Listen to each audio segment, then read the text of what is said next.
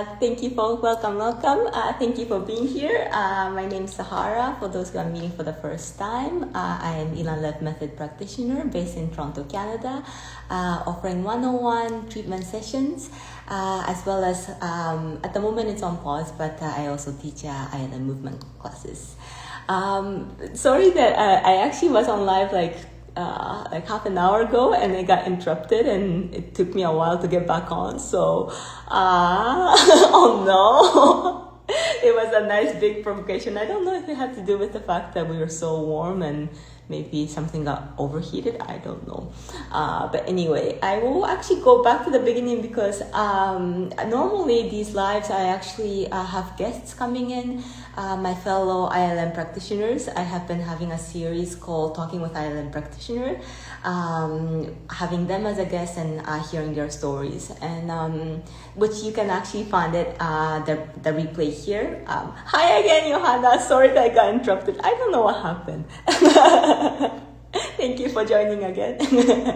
But yes, you can find the replays also on my YouTube channel. I have a YouTube.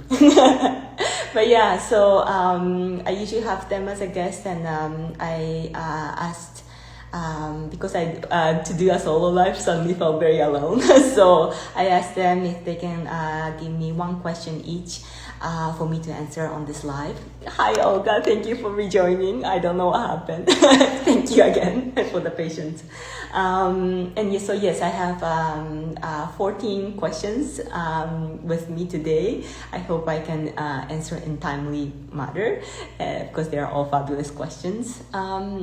But maybe I will go over a little bit of intro again for those who are watching replays, so that you get a context of why I'm doing the live today. I'll do like a quickie version, the quick version, the mini version. So yes, today is my 15th anniversary. Yay! Since becoming a permanent resident in Canada. And this was a really big deal for me because even though I've only had a PR Stardust, the permanent resident Stardust, for 15 years. I've been in Canada. I've been living here since I was 12 in 1997, so that's 28 years. Yeah, I moved here without my family, so that just means that I had a lot of amazing, kind, generous people who helped me, shared their kindness, supported me throughout the way. So I really feel lucky and grateful that I've met you all. So thank you so much for really shaping me of who I am today. And yeah, this is the moment that you always choose to celebrate since 15 years ago. So yay. Yeah, maybe I won't go into any other details. You can always ask me. And maybe I'll need to do a second live for some other times. So if you're curious of where I'm from, all this, message me and I'll see if I want to do another live or not. We'll see. But yeah, so I've been Ilan-led method practitioner since the course was between 2017 to 2019, and then since then I've been a practitioner, so 8 years, something like this, I've been practicing. I'm really so happy that I am practicing this beautiful method, and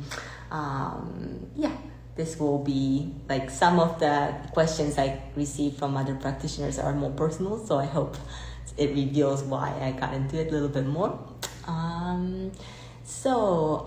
Maybe because in that case, I'll do your question last, Olga, now. I want to make sure I highlight so I don't forget your question.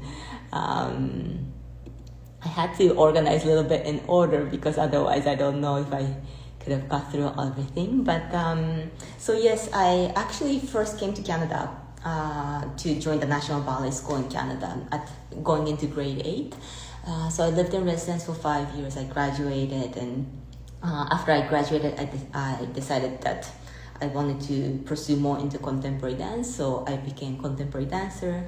That was my career for 15 years, and as kind of my interest to kind of get to know a little or widen my vocabulary as a mover, as a dancer. That's how that led me to ILM, and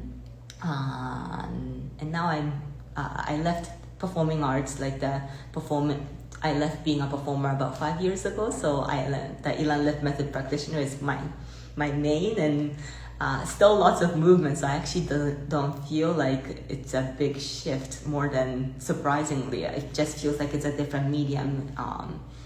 Not so much, even though it's a very different practice, I feel like it's still continuation of my research in how I can expand myself as a mover.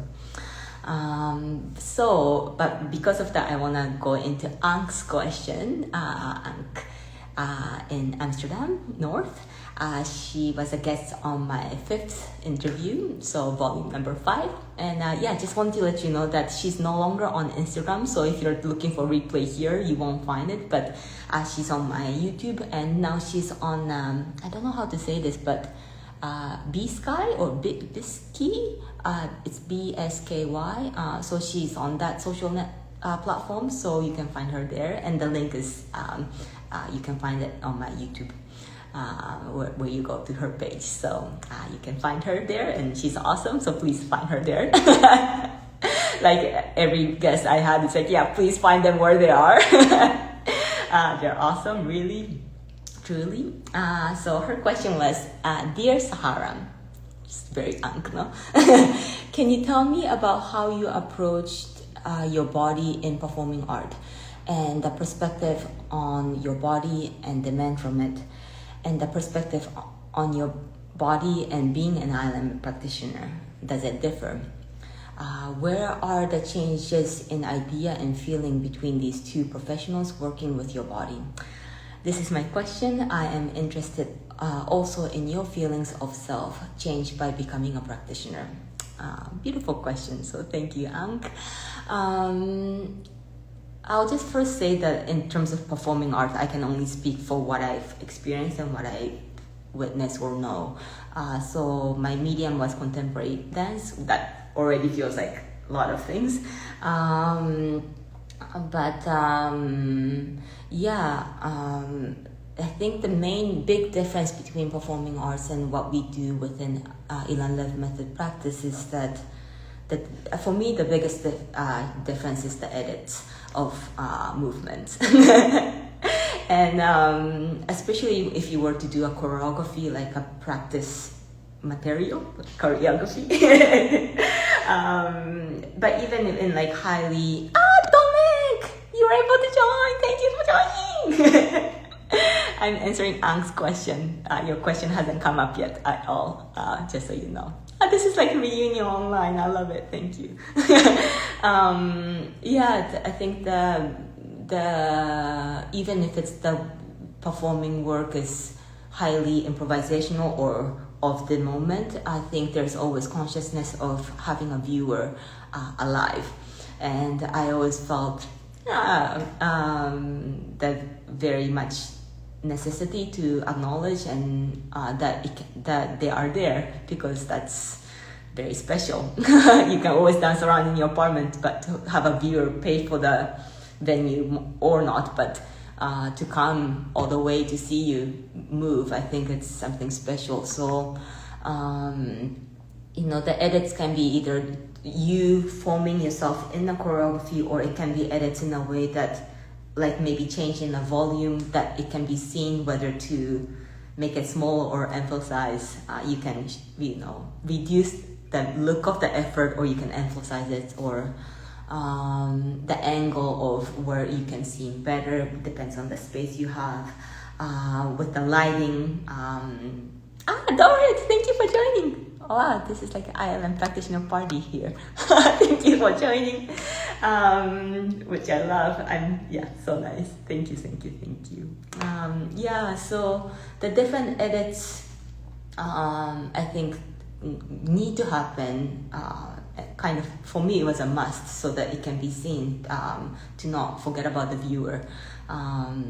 Even though I always wish that I can be as authentic as possible, to kind of recreate the look, or to be in a state of practice where the movement I'm forwarding can be as fresh as possible, like as if I'm making the movement right there in this moment, whether I practice many times or not. But I think this consciousness with the view of the viewer, I think, is the biggest difference between performing arts and ILM. And in speaking of ILM, what differs, I think, because of this uneditedness, I think in a way it's more raw, perhaps more animalistic maybe, what comes out. Highly authentic to one's capability and ability of what might be calling at the moment. Somehow this word uninterrupted came for me. Capacity become because of what you're doing as opposed to like going for it. So the result comes as arrival as opposed to a destination. And the similarity for me between the performing arts and the ILM is the access to imagination.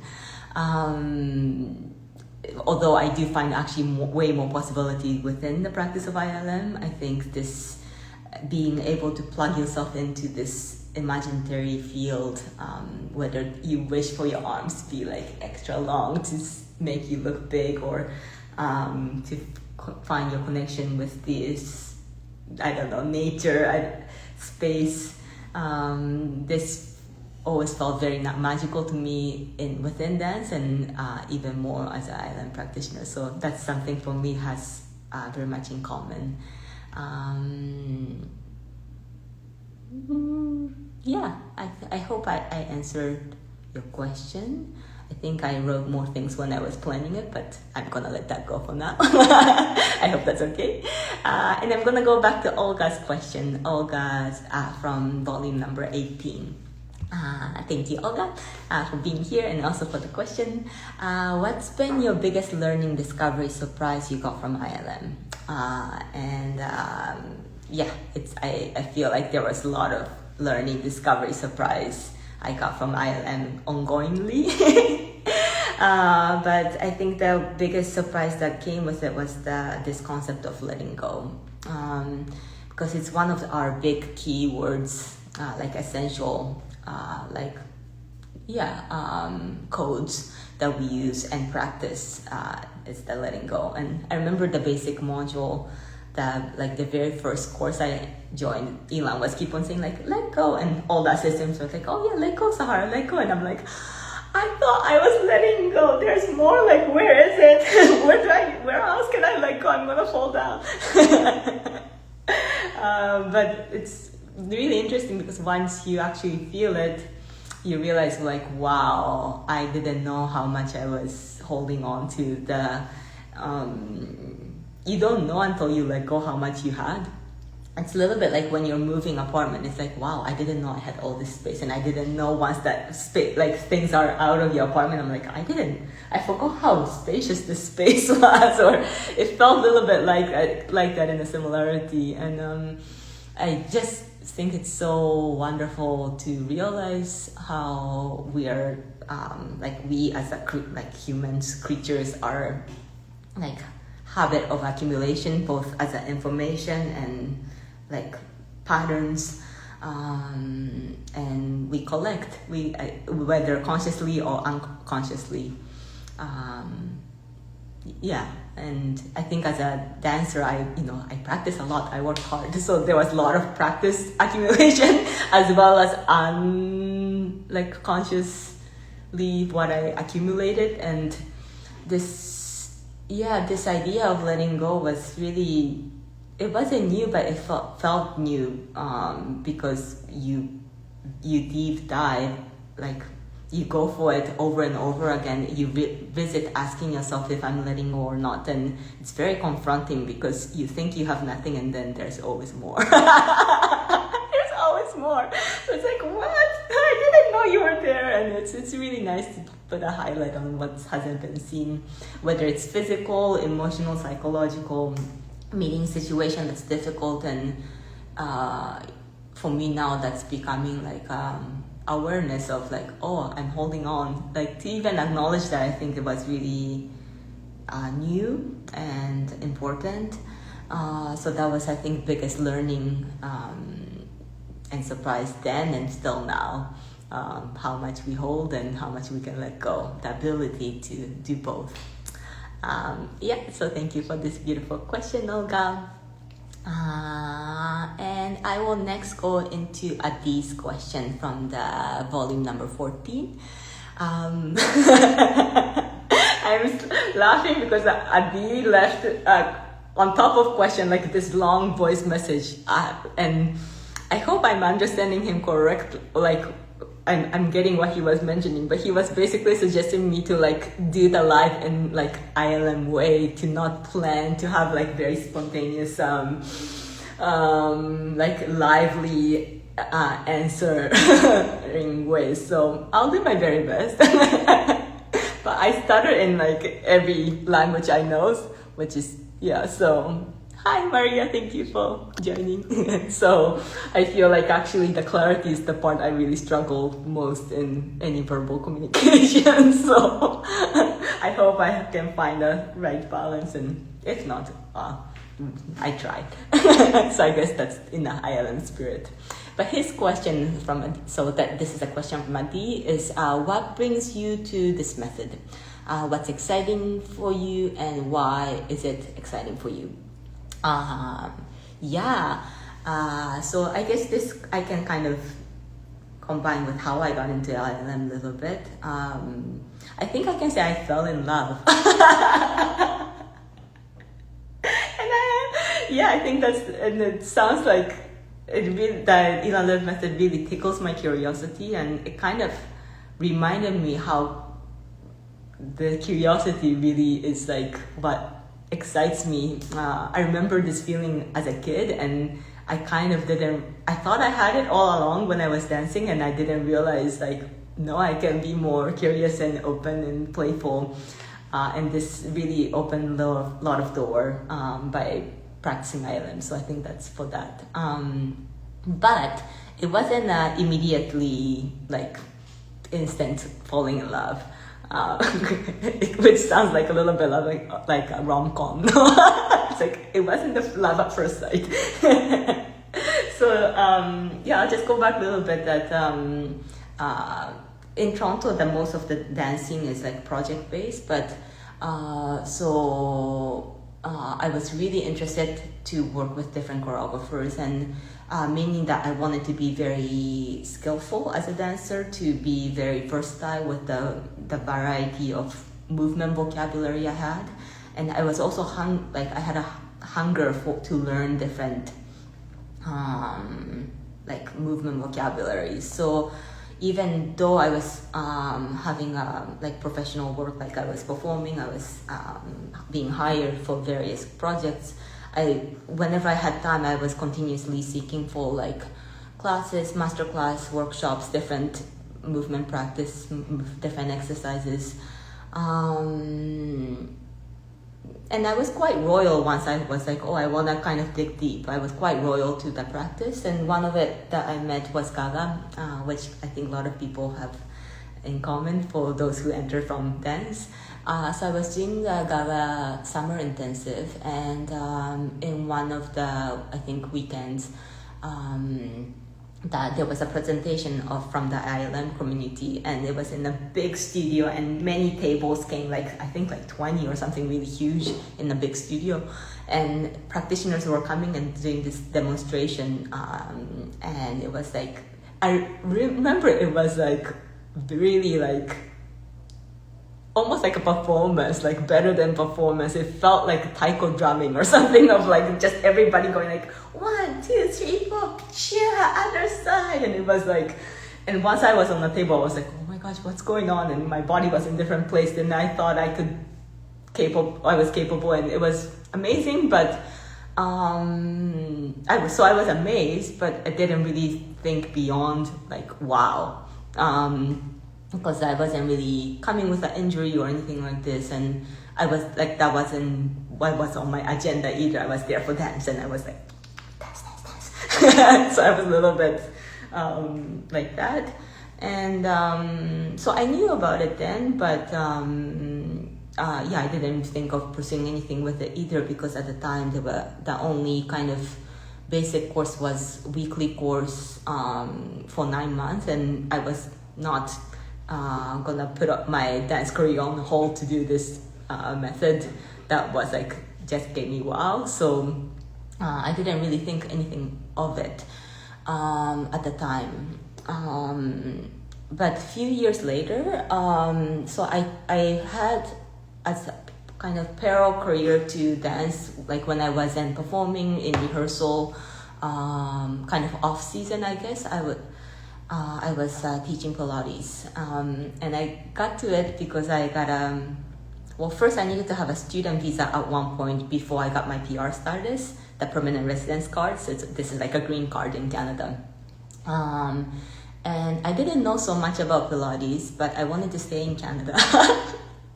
And I remember, I think one of the dance workshop I took, I think the morning like warm-up was Pilates, and I really liked this teacher, so I thought, okay, maybe Pilates.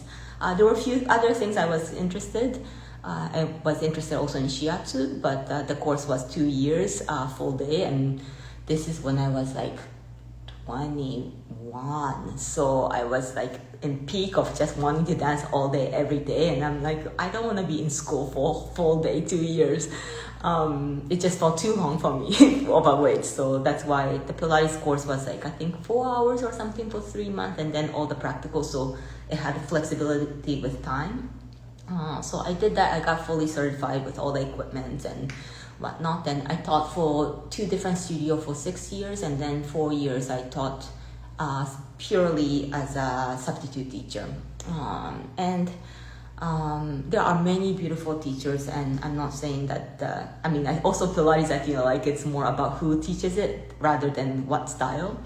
But I think, to keep it short, I don't think it was mine. I didn't love it, and I thought I will fall in love going into it, and I didn't. And I had no problem finding work, so I think I did okay teaching, like good enough job. But by the time towards the end of that time, I wasn't even practicing Pilates, and it felt really strange and ingenuine to teach something that I don't even practice for myself. And I really hope that the Pilates can be my complementary work to dance, which it did at the beginning, because teaching movement or it helped me to, the Pilates teaching kind of helped me to, with the verbally expressing movements and communicating with that. It really definitely helped, and talking about the body in a certain way, it really helped. But yeah, it had its time, and I thought it was done because, I'm actively, physically so capable, and I'm not even choosing to do any of that exercise, which there's lots of exercise. So I was then thinking, okay, I need to change, because I think I'm done with Pilates. And then I was thinking, okay, what can be complementary to dance, because that was my life work. And maybe I thought, okay, I thought like maybe I'm done being an instructor. So, because I did it, and I don't know if it's my thing. So I thought, oh, maybe something with like treatments and connecting to the body as offering something of the treatment of some sort. And then again, I was looking to shiatsu, acupuncture. The course is too long. There's no short ones. I knew this. I checked again. And then I saw introductory workshop that was happening in New York, and I found out about it too late, and it was too expensive, so I couldn't go. But I think there was something there that was already tickling curiosity in me there. I don't know of what, because I was keep on checking the page, and then they announced kind of last minute that there was 1 day workshop.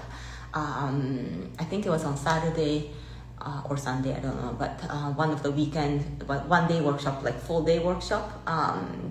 And in retrospect, I feel like there was already like half yes to something that I was already committing to. I don't know what, because I took an overnight bus, so like from Toronto to there, it's like, I don't know, 12 hours, even longer with break. So I arrived, I took a red-eye bus, and then arrived to New York like 6 or 7 in the morning, and I did the full day of workshop. Ilan was there, Igal, my mentor, was there, Avishai was there, Annie, who's now has finally opened a school, yay! Amazing. Annie also was there, and I had such a good time that I'm like, okay, this is it. This is it. So that somehow I was sold. I never had a full treatment at the time,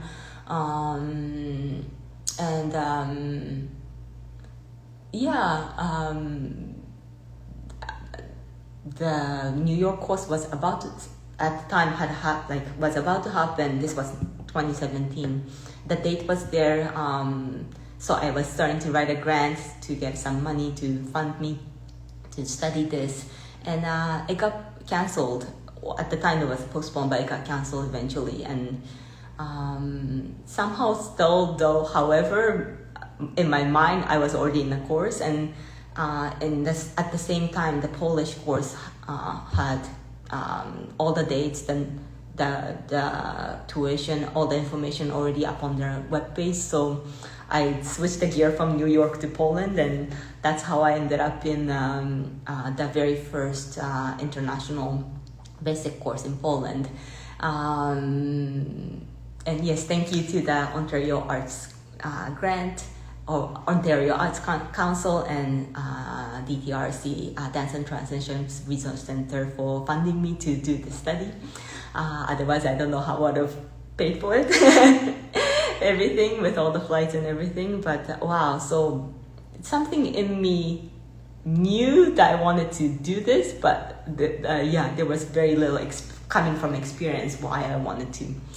And this has been the best decision I've ever made, so I'm really happy with this decision. But yeah, that's kind of going for my instinct, I think, is what brought me to ILM. Like a lot of people. Okay, so thank you, Ady, for this beautiful question. I'm going to go now for Geoffrey's question from he was the 15th guest, so volume number 15. What changes has brought ILM to your personal life? Great questions. Many things. many things. But I think the biggest one, I think, is leaving dance.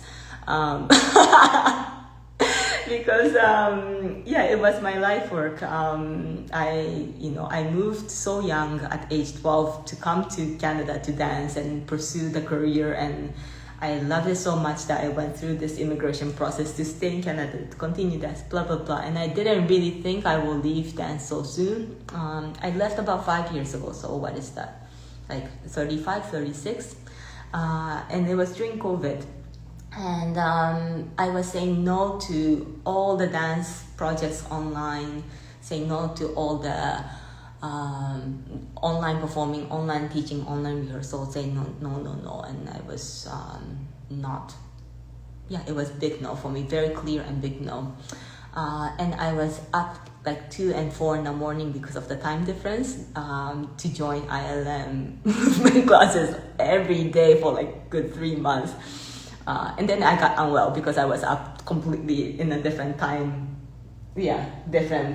zone to the sun. But wow, that was kind of what my life-saving thing I did during COVID. And when it's that extreme, I think it's very clear when you're saying yes, and despite of everything, to say yes to one thing and not to the other. And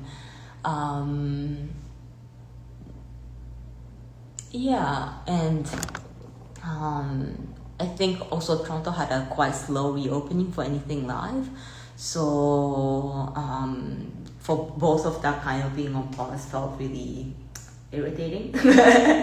And I was really it felt like suddenly it was a surprise door opening, but it felt like suddenly there was a door opening for me to say, okay, you can exit dance now. And surprisingly, I don't miss it so much, and I think that's partially because there are already a lot of the elements I loved about dance is fuller in ILM for me. The movement practice, the listening, the liveliness, imagination. And for me, as a performer, even though I know this is a crucial thing of having an audience and performance opportunity, and because that changes the process, and which I always felt really grateful for, and grateful that I had a career, because it's there's very little space for that here in Toronto. But somehow the performance element of it, I don't really miss so much. So it just feels like a very easy transition, simply in a different medium, going into ILM practice. And I'm also I feel really lucky that the transition was so smooth, because I don't think that happens for everybody. But I think the biggest change that brought from ILM to my personal life is this big career change that was unexpected. Now I'm gonna go into more. So thank you, Geoffrey, for this beautiful question. Now I'm gonna go into, it's a lot of me talking. I hope you're not too bored. Should I move a bit? Should we have a little bit of refreshing break? I'll have a sip of coffee, maybe. Cheers. Oh, this is from Olga. So thank you. This is the Olympia coffee from Chicago. Okay. So next I'm going to answer for Monika's question from the volume 17. She's the one who works with horses, and recent guest also. How would you describe the inner feelings / sensation in your body, mind that occurred to you when you started to receive ILM treatments? Great question. Thank you so much. Again, I didn't fully get a treatment until actually I was in the course. But then it was a lot of student practice, but a lot of receiving all of a sudden, because it's all day, every day, and I was practicing a lot, like crazy. I couldn't stop because I loved it. I was tickling me so much. It's hard to describe into words, but I'm gonna borrow one of my clients' words, because I love how she said every time after the treatment, she's I asked her, how do you feel? And she goes, that was cosmic.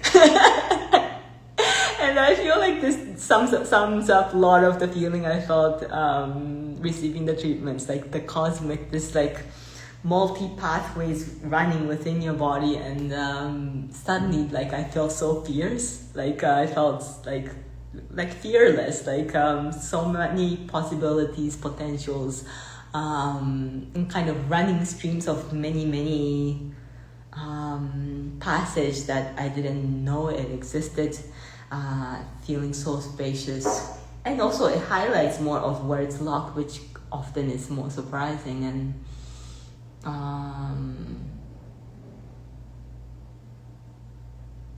how there are more the unexpected passage that's not just within an anatomy, or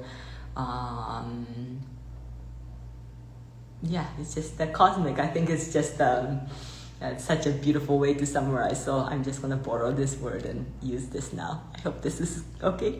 So thank you, Monika.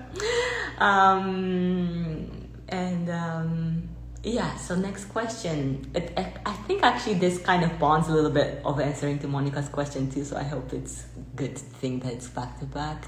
So next question is by Taylor. So thank you for this beautiful question from volume 6.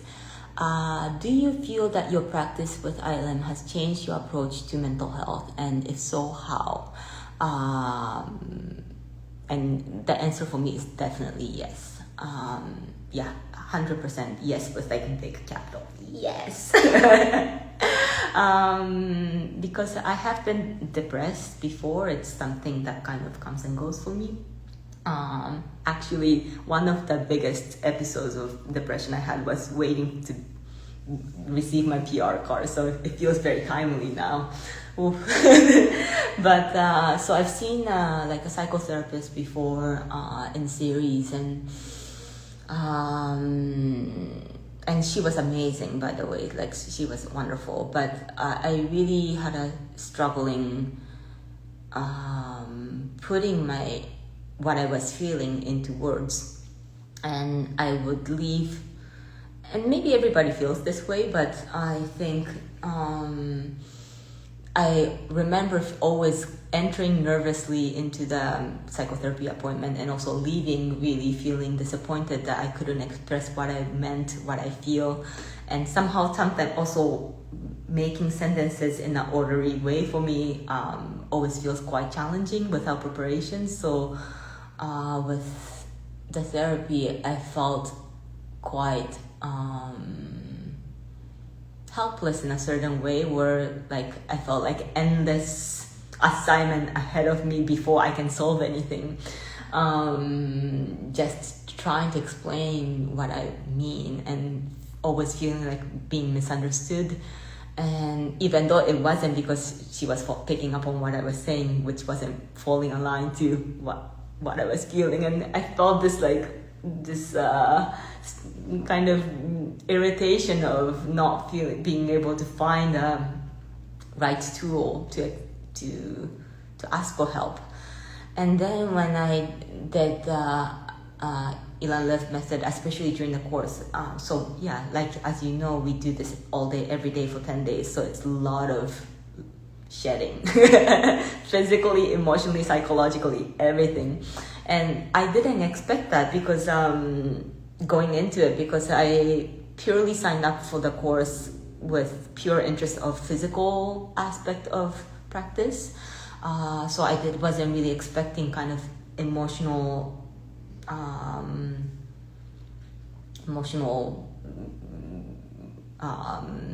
treatment in any way. Although now in retrospect, everything is under one umbrella, so you can't really separate one over the other.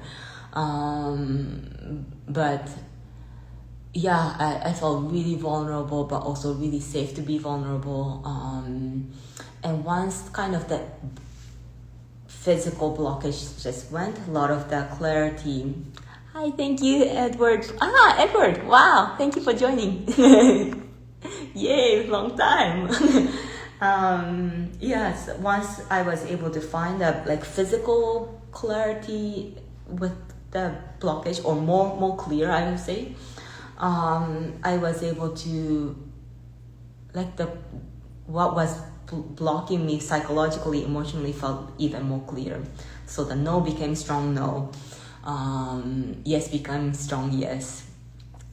Thanks, yay, long time indeed, so good to see you. Yes, thank you so much, nice to see you too. Yes, I'm answering now how I relate the mental health, the approach to mental health has changed with my Ilan Lev method practice. So yeah, with the Island practice, to have more clarity with the body, I was able to clarify more of the emotional, psychological blockage too. And for me, it was a great realization that, and everybody's different how we need to take care of our health and mental health and wellness and all this. But for me, I needed to access from the body first, because, and that was something new information for me. Hi, thank you for joining.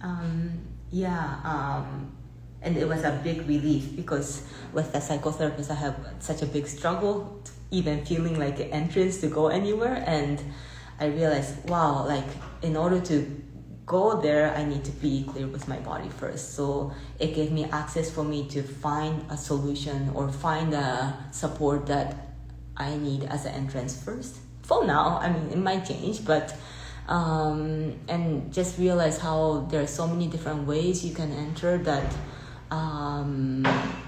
that everybody's different. So what's suitable for one may change. It's different from one person to another, and for me, it's the body first. Yeah. So, and I so wish to offer that support for anybody who feels this way.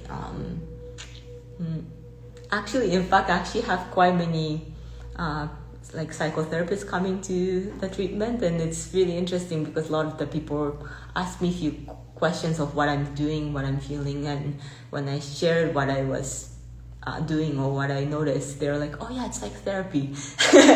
Of course, it's not my profession, so I can't really speak on that behalf, but I just think it's so interesting and beautiful that we have many ways that we can ask and find the support and self-work, self-wellness word. I hope I answered the question okay. But thank you for this beautiful question. Next is you, Johanna's question. Thank you so much, from volume number 3. So we were in the same course together, both actually not the movement class, but the basic course and advanced course, and a lot of the guiding and helping the new students work. We've been together, so she's known me pre-practitioner or day one of practicing into now. So so as Tomek and other people. But so yes, that's from Johanna. Thank you for this question. Beautiful question. Yeah. Oh, you're still there. Thank you. Wow. Thank you for listening. Oh. So yeah, so she's known me shedding a lot of layers. And vice versa, which is so beautiful. I think it's something really special about the course is witnessing each other kind of shed all the layers to become newer version of us. That's, yeah, beautiful. So what has surprised you the most in your own body or in another during an Elzam Left session? Thank you for this beautiful question. Wow. And it's so simple, and yet I had to think about it quite a bit, and still thinking about it because there's a lot I feel like can be answered there. But I think for me at the moment, what I can remember or notice is the ability to change. How we can continue to expand our ableness. Maybe you remember this, but I came in as a dancer, so I had a kind of assumption that I had a good body awareness, and I kind of had a self-assumption that I was well trained, and yeah, it really surprised me. Hi Megan! Wow, somebody also who know me from when I was 19 or something like this. Thank you for being here. Olga's here too. Wow, thank you so much for being here. So yeah, I'm just answering that question is what has surprised you the most in your own body and in another during ILM session, and I answered that it was ability to change. So from all the dance practices and all the body works I've done and research, and I was also really active practicing this and that, so I thought I was versatile, and yet I didn't know there were so much more of what I didn't know, and my ableness in my body, and also in others, how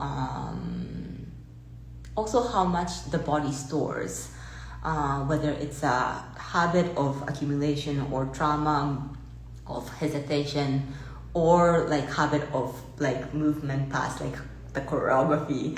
And for me, this choreography part has been, I think still now, but a lot of them are shed a lot compared to before for sure, but this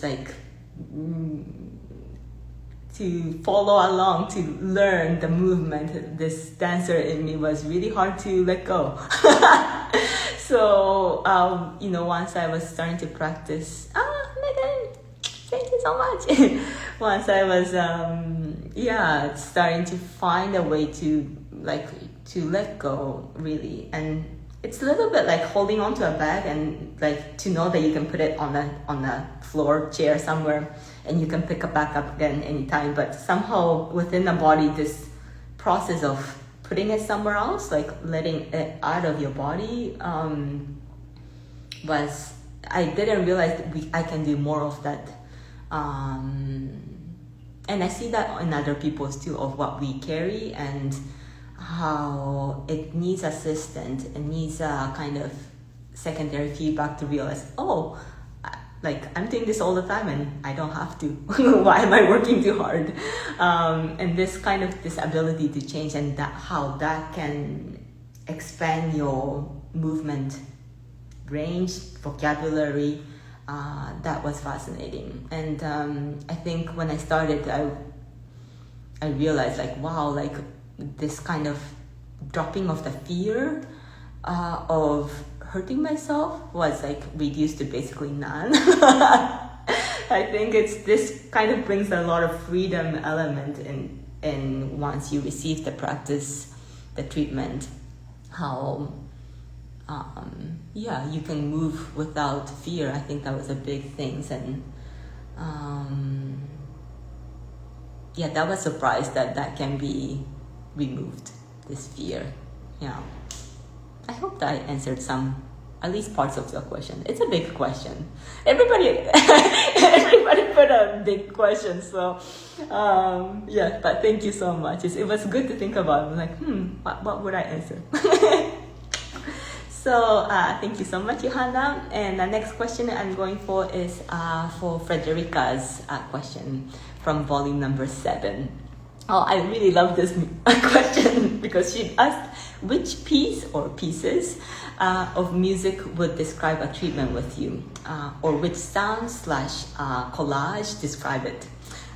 So fun, no? I never thought about this. I'm like, wow, what question? But I think like the treatment itself, I think it evolves and it's very like timely to what's happening now in the moment. So I think it fluctuates between moment to moment. So I don't think it's a fixed piece of music that will describe ILM well. I think whatever that's timely now, that may be something more connecting to the nature, I don't know, or maybe something else, I don't know. But I think it needs to be moment to moment. But I will say, maybe it's a little bit of deviated answer, but I often I have some like go-to imagery. Maybe that's my pattern that I need to break in the future. But when I'm stuck, I often find a lot of invitation of possibilities, imagining like a drizzling water sound, like a raindrops, whether it's like a small or like rainstorm, like this like raining dropping image, and the sound of it, I think, gives a lot of possibility for me to find new openings, as well as coffee bean sounds. Some of you know I am very big coffee practitioner. For me, this is practice because I actually don't drink that much coffee a day, but I love the ritual of it, and for me, this is my meditation. But yeah, like a dropping of the beans, like when you pour it into a glass or something, which how I store. So dropping of the beans, or sometimes the grinding, like all the beautiful food is like the process is refining. So this dropping and being refined. So this kind of sound effects, that's kind of close to me, I think is something I can really go for when I feel stuck during the treatment, and I feel like I need more friends to help me. And I wonder if Johanna, if you have the same memory. I'm curious because Xenia didn't remember this when I shared this with her. But in association to the course, the basic course of mine in particular, I remember in our graduation, or around the time of it, the movie Rhapsody in Blue, the movie about the band Queen, came out. So I think a lot of the kind of soundtrack that was played in our graduation party or dance party, there were a lot of Queen's, like song by Queen. And I remember, like, everybody dancing, Elon even dancing, and this, Queen song going on in the room. And this is kind of memory of my graduation. So whenever I hear the soundtrack by the movie, especially, I think of this moment. So that's kind of my musical reference of Ireland for now. So thank you for this beautiful question, Frederika. Now I will go into a question by Sarah Stanley from volume number 2. What is the most moving things you've experienced as a practitioner? Actually, she forwarded me more than one question and I chose this one. I hope that was okay. It wasn't the first question, but somehow I was drawn to this question. So what was the most moving things you've experienced as a practitioner? Wow, I've met many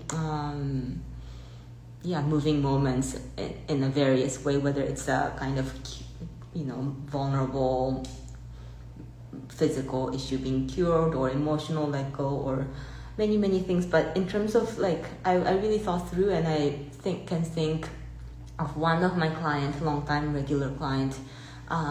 She mentioned that she came in, so this was not even after treatment, it was before coming in, it wasn't the first time. She said, wow, I was so looking forward to coming here.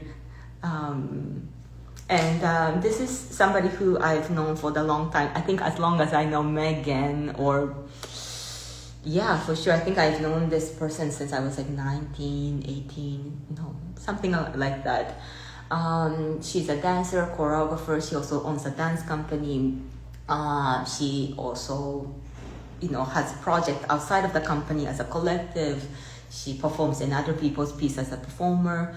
She's a dancer, wife, caregiver of her family, both the person, in town, out of town. She has lots on the plate. She's a good friend of mine.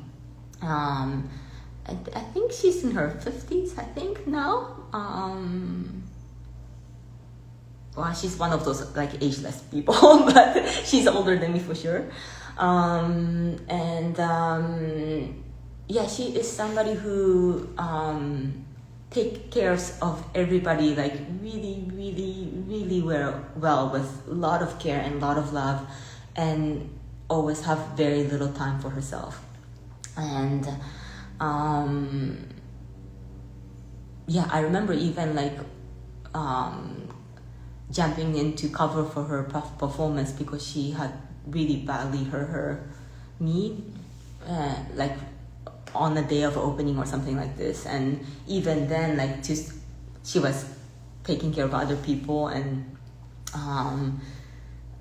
even recovering from that. It was hard for her to make time for treatments. So it was very special when she first started coming to see me.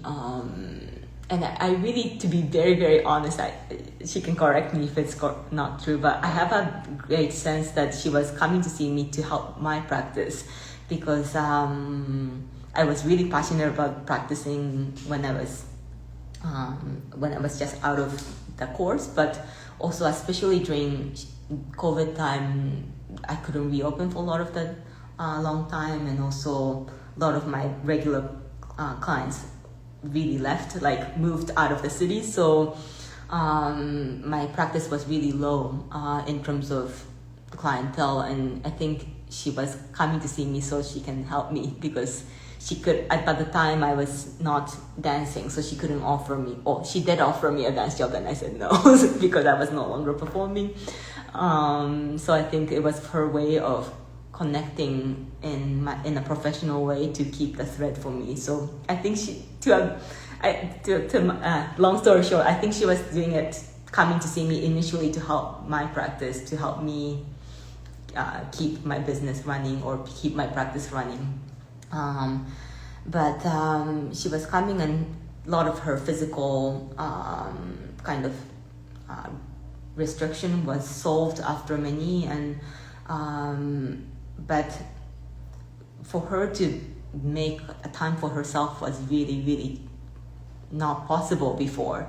And now she's not even just making time for herself, but looking forward to making time for herself. And she even mentioned when caregiving for her dad was really difficult, at one point she was saying wow, I'm just so happy that now I'm having time for myself. Just, I feel like without it, I can't go back to help in a fullest way of my father, what my father needs. And that I felt like I've contributed something of a lifestyle shift that was challenging otherwise, that really supported her. So this was something I was deeply moved by, and of course it took a collaboration because she needed to come to me for me to help her. So it was her choice, but I was just so happy and grateful for this outcome. And she still comes and see me, but she's now living out of town, so she only comes and see me when she's in town. But she really books like for and really make sure that the schedule don't get eaten by other things, which like I can't imagine her doing that like 10 years ago. So yay. So that's what I've been most moved by that I can think of at the moment. So thank you, Sarah, for this question. And next one is by Tomek. Yay! He was my very first guest when I didn't even know what to call this series of. And he's an undergraduate from the same course as the basic course as Johanna and me. And I practice a lot with him during the basic course and between and beyond. So I really feel like I owe to him who I became as a practitioner, and one of my best friends now. So thank you for this question, and it's a long question, so I hope I can say it smoothly. That makes sense. So in the treatment, the patient/client gives into the offers, suggestions and provocations of the practitioner. Their brains can't let go of agency and being in change, while the movement of their body comes from the outside. In the movement class, on the other hand, the person actively process information delivered by the teachers and translate them into movement that they generate themselves. What benefits for respectively the patient and the movement class participants do you see in both of these situations/setups? What is it that the treatment gives what the movement class doesn't, and vice versa? If you wish, you can speak from both perspectives, as a receiver, patient, students, and as a giver, practitioner, teacher.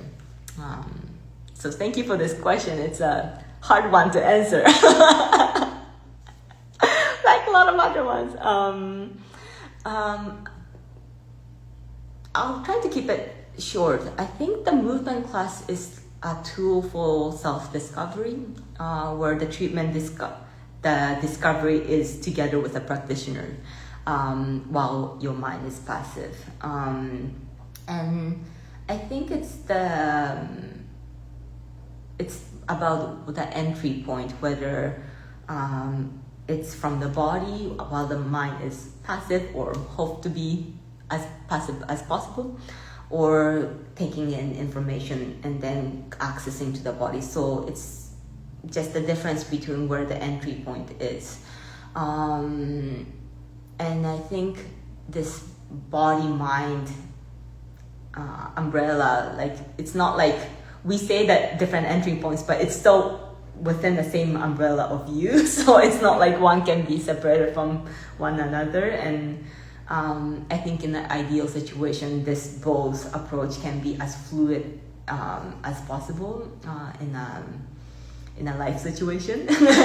And so because of that, I think it's good to practice in both situations. So it's not always from one way in, but also there is possibility of other entrance and exit ways.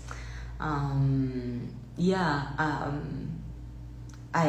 must admit that movement class took a long time for me to come to terms to realize how beautiful and effective it is. And I think partially because it was very confronting. We can do same idea, like the idea itself is so simple. It's like drop, let go, fall. And the research within of like, okay, from where, from which axis, from which, like, how can I do more? How can I use less effort? And this questioning that, and I love the movement class because of the research part, and it kind of gives you this almost like self-discovery that you can be the hunter. And where, with the treatment, it kind of brings you to the surprise because of the support and assistance of the practitioner, that you can be taken to a new place. And it's like, what? I didn't know I was here. It's almost like falling asleep on a train and then waking up and I'm like, what? Where did I didn't know I can arrive here. Something like this. I hope I answered this question. But that's what I will answer for now. So thank you, Tomek. Now, next difficult question by Bora, who's located in Shanghai now, from volume number 16. Oh, hey! Thank you for joining. So question from Bora. And just to give a little context, like we had a little bit of miscommunication of I messaged him the original question and somehow he didn't receive. So when I asked for follow-up question, it was like da. So that's, I guess, why the question became what it was. But, so his question is that if you had to make elevator pitch for ILM, what would you say? Up to 1 minute elevator ride. Wow, I'm gonna give up right now. Because if I know the pitch, I will be like pitching in everywhere, minute here and there, everywhere. So I don't have it yet, but it's still going on research. But I really think this is the best thing that I could have come across. So I will say that for myself. And I think we can all look for better quality of life, especially when we're not in a crisis. Because I think somehow there is a little bit of a trend of waiting until things go bad, and then you deal with it. And the damage can be so much less when we actually work on and like spend time, research, find a way to upgrade our quality of life when we are feeling good. I think can help a lot of support system when we are not feeling good. So yeah, I think this, the movement is life, as Ilan says, and to open up potential for more movement, I think can really contribute to better life quality. So, hi Tom! Wow, you just finished a workshop. You're I am writing. Thank you for joining. So yeah, that's what I can say about Bora's question. But I don't have an elevator pitch now. I think people will come when they are ready, and I know the method is quite unique from the outside maybe, but so it's life, so yeah, I hope that was enough of my elevator ride. But yeah, this is really difficult question, so I'll keep thinking about it, and if I have come up with a better one, I'll let you know. So thank you, Bora, for this question. Now I'm going to go into Ximena's question from volume number 10. She was a guest from the 10th interview. Why do you think this work is important? That's another big question. It's like, wow.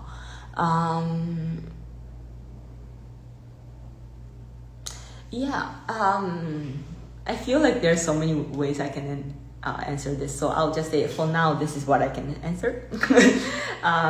Is that how special it is to have an interaction with others in contribution towards wellness.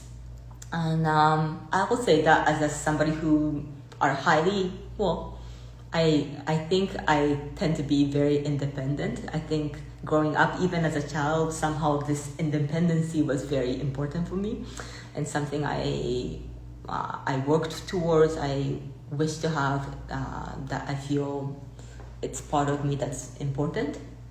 However, it's also very.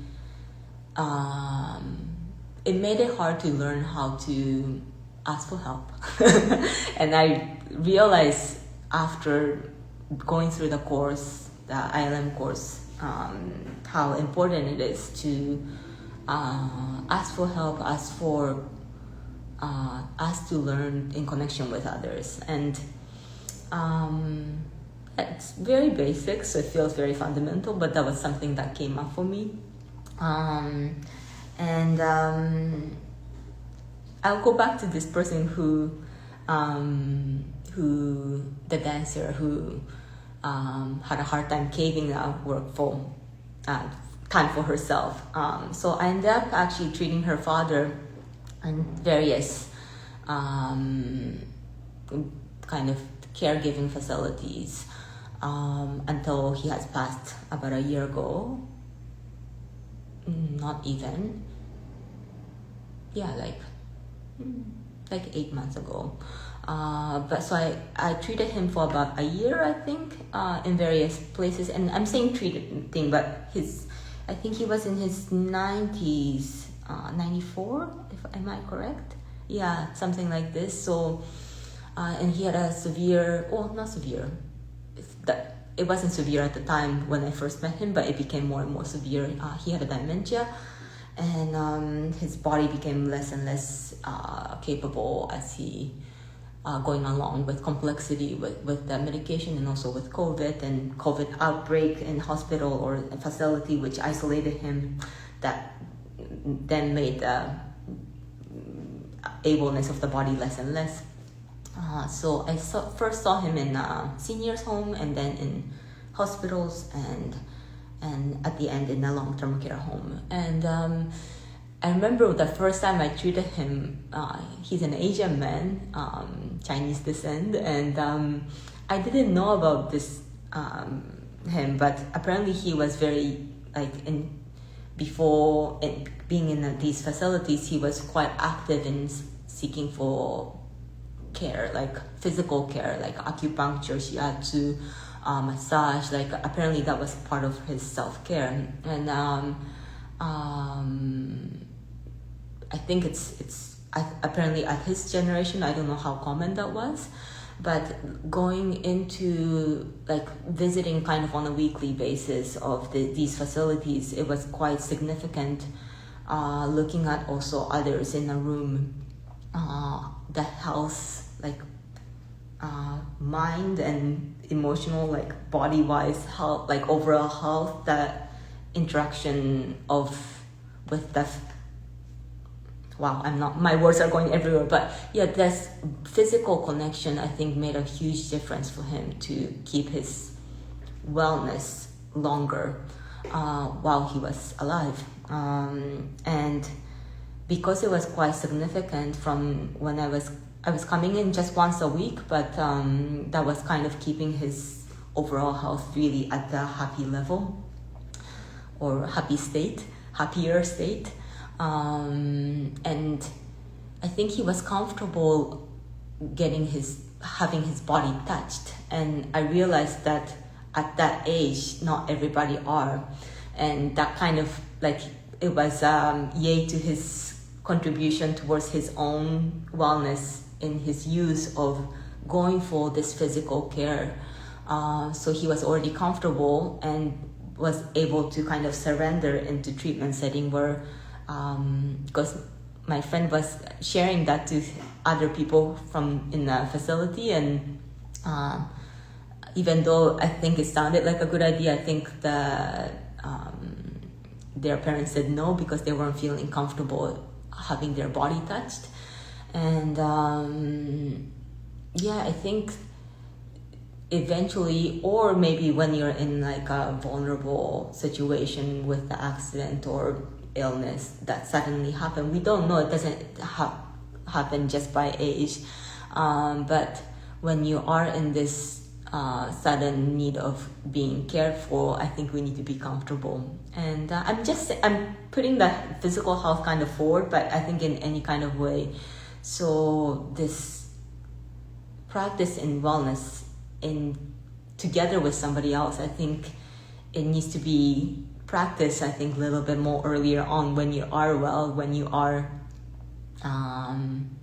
independent, to learn how to be dependent. or ask for support, ask for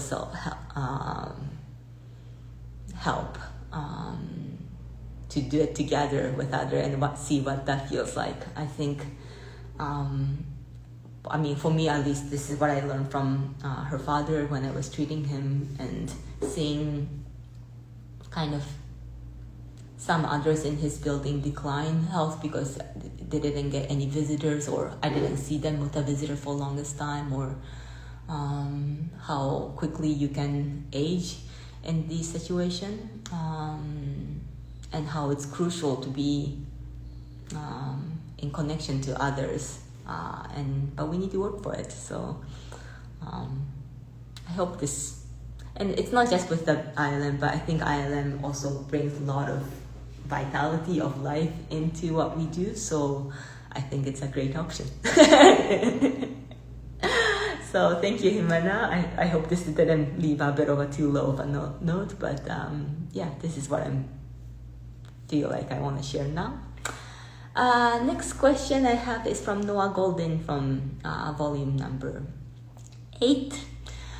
Again, you won't see we did the live on Zoom, so you won't see the recording of this on my page, but you will be able to see the full interview on YouTube, so please check it out. Like, subscribe, share, like, subscribe, something like this. Yeah. Oh yeah, Megan, you got to meet Noa. Yeah, she's amazing. So she's the senior practitioner, and she also just taught the second module of the New York course. So, and she was my teacher during advanced course. Her question is, what strengths have you come to recognize in yourself over the years as a practitioner and coach in this method? So thank you, Noa, for this question. Simple and difficult questions to answer. I'll try. As a practitioner, I'll say my strength is that I love the practice and I love to practice. It sounds very, very essential, like very fundamental, but I think it's, I'm really still, even after 8 years, 6 years, 8 years, depends on where you count it from, but I'm still very much excited about practicing and getting to practice and learning more and discovery, and I'm not stuck in what I know, but I am hungry to learn more. So I think that makes me quite active as a practitioner. So I think that's my strength.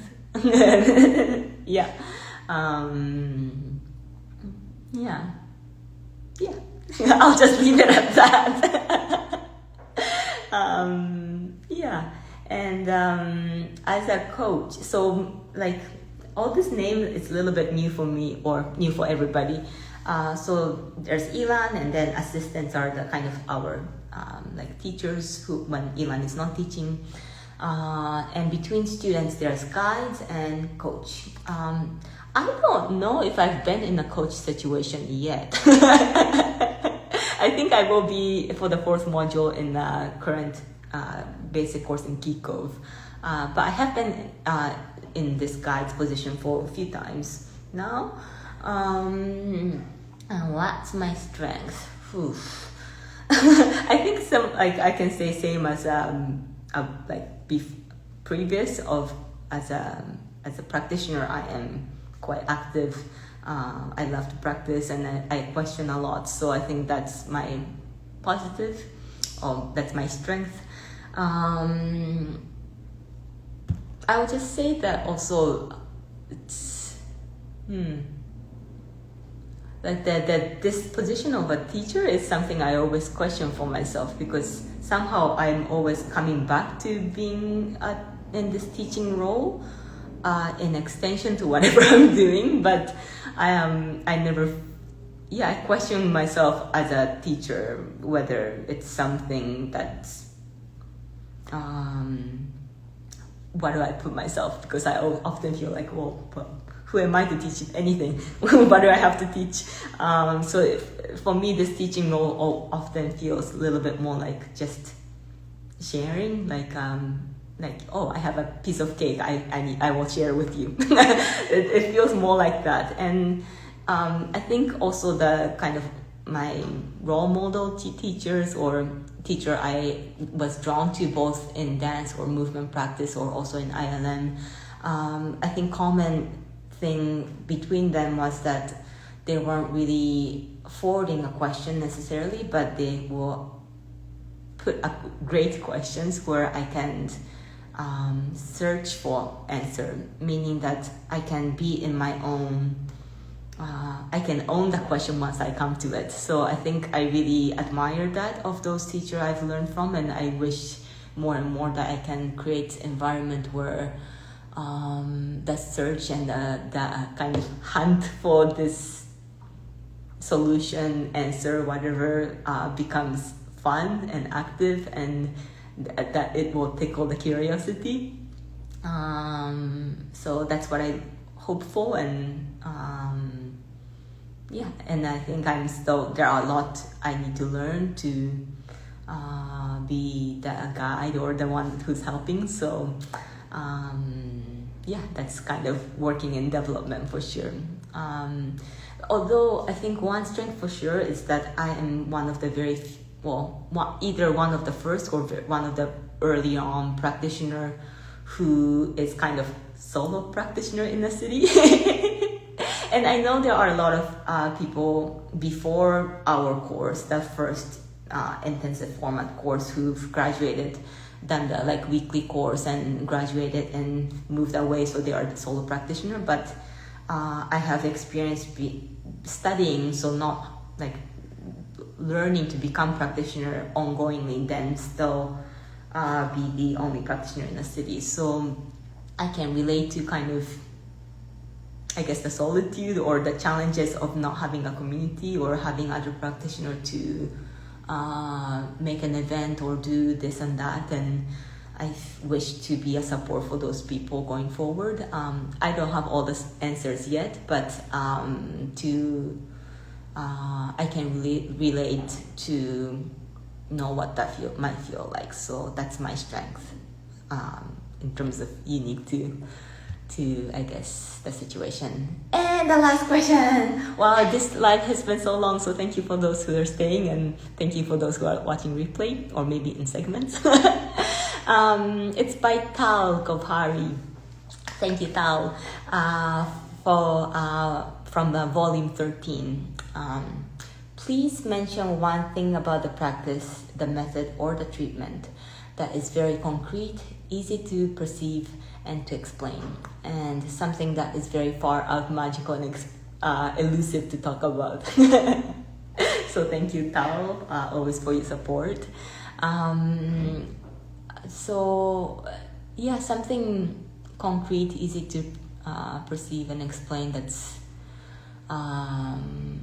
that talks about the practice of ILM. I think it's how the trust in unknown, as opposed to instead of going after what's known, what you know is what you know. It's wonderful, great, but to trust that there are so many more of unknown, where there's possibility, rather than limiting yourself in the knowledge, and to go for this potential possibilities unknown, to seek within unknown also. I think that's something really beautiful and unique about ILM, and I think that's why we don't necessarily make a diagnosis, but offers a lot of solution for those who come to the clinic with diagnosed uncurable conditions or chronic condition that can be solved very quickly. And I think that's because we're not going after what's not working, but we're actually expanding what's working and then going from there to expand on the possibilities, and I really like that about the practice. I love that about the practice, and I think that's something really unique and special, and makes it hard to explain because of that. But I think that's one thing for me that's very core of what I'm passionate about in ILM. Yeah. And I will just do like a mini bonus question from Milena, one of my best friends, because she was the one who kind of planted the seed of doing this solo live with the questions by practitioners. So her question was, where is your favorite place or ideal location to practice ILM method? And for me, like, yeah, wherever the table can fit and practice, I just love practicing everywhere and anywhere. So I don't have like city or country or location. But recently in basic courses, I was treating in like practice rooms, and other people were practicing too. And this kind of shared common space in a big open space felt really supportive. So that I loved and wish to do more of. So yeah, that's it.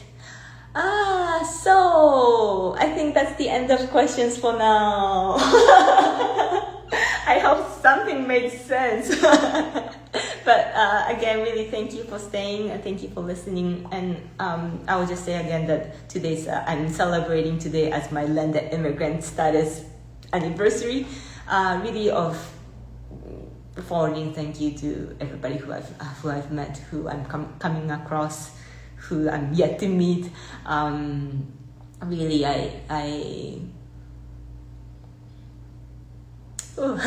yeah, thank you. And we're just so grateful to have known so many beautiful people, beautiful support, so generous and kindness, and what I receive, I really hope to continue forward and pay forward. So big love to all of you, and if you have any questions, let me know, message me, don't be a stranger, and have a good day.